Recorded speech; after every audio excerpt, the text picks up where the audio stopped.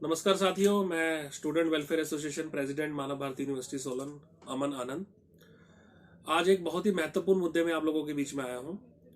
जैसा कि काफ़ी दिनों से मुझे काफ़ी बच्चों की कॉल आ रही है, मैंने अपनी पिछली एक दो वीडियो के माध्यम से आप लोगों को सतर्क कर ही दिया था कि कुछ पैरामीटर कमेटी के एंड पे ऐसे सेट कर दिए गए हैं कि जिस वजह से बच्चों को डॉक्यूमेंट वेरिफिकेशन या डॉक्यूमेंट रिलीज करवाने के लिए बहुत ही समस्याओं का सामना करना पड़ रहा है। जैसा कि कई बच्चों का नाम ग्रीन लिस्ट में है तो डिस्क्लोजर लिस्ट में नहीं है, डिस्क्लोजर लिस्ट में है तो ग्रीन लिस्ट में नहीं है। तो उस वजह से बच्चों को या तो अभी वेरिफिकेशन के लिए कमेटी मना कर रही है या उनको अभी डॉक्यूमेंट देने के लिए मना कर रही है, और बच्चों के अंदर यह मतलब कि डर है कि इन फ्यूचर हमें डॉक्यूमेंट्स मिलेंगे या नहीं मिलेंगे। तो नॉर्मली मैं पर्सनली अगर अपनी बात करूं तो हमें प्रेजेंटेशन जब हमने अपनी एसपी सर को, जो चेयरमैन है कमेटी की, उनको दी थी, तो ड्यूरिंग प्रेजेंटेशन उनके द्वारा कहा गया था कि जो हमने जितने भी पैरामीटर्स को सेट कर दिया है वो एज पर लॉ हम उसी के अकॉर्डिंग बच्चों को डॉक्यूमेंट्स देंगे, और भविष्य में जो इन पैरामीटर्स को फॉलो नहीं करता है बच्चा, उसको डॉक्यूमेंट देंगे या नहीं देंगे, इस पे उन्होंने कोई भी स्पष्ट जवाब नहीं दिया, जिस वजह से हमने हाईकोर्ट में पिटीशन डाल दी थी। तो इस वीडियो के माध्यम से मेरा आप सभी बच्चों से यही निवेदन है कि जिनको किसी भी समस्या का सामना करना पड़ रहा है कि बच्चों की वेरिफिकेशन नहीं हो पा रही है,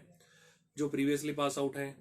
या जिनको फिलहाल इन्होंने डॉक्यूमेंट देने के लिए मना कर दिया है यूनिवर्सिटी या कमेटी एंड पे, उनका अप्रूव्ड लिस्ट में नाम नहीं है, तो जैसा कि मैं पिछली वीडियो में भी बता चुका हूं कि ग्रीन लिस्ट को प्रिपेयर करना, डिस्क्लोजर लिस्ट को मेंटेन करके आगे फॉरवर्ड करना, ये सारा का सारा जो ड्यूटीज होती हैं एकेडमिक एडमिनिस्ट्रेशन की होती है, इसमें स्टूडेंट्स का कोई फॉल्ट नहीं होता।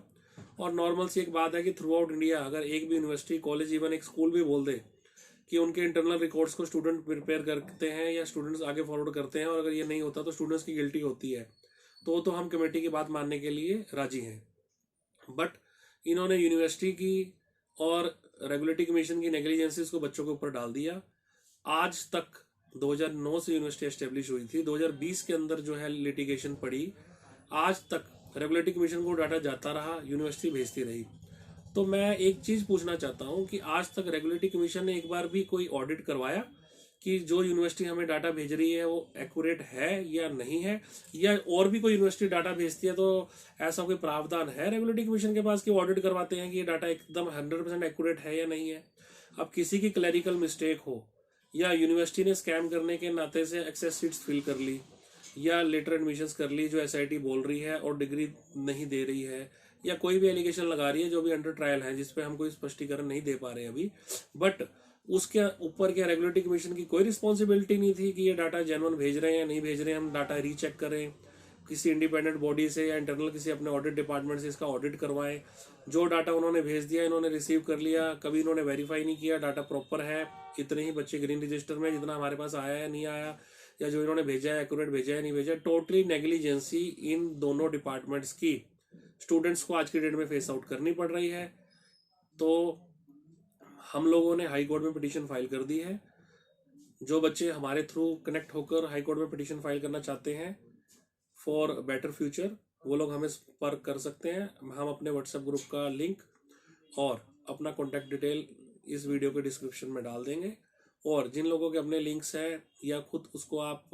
फेस आउट कर सकते हैं या आपके लिए अप्रोचेबल है, तो मेरे यही निवेदन है कि आप हाई कोर्ट तक अपनी बात पहुंचाएं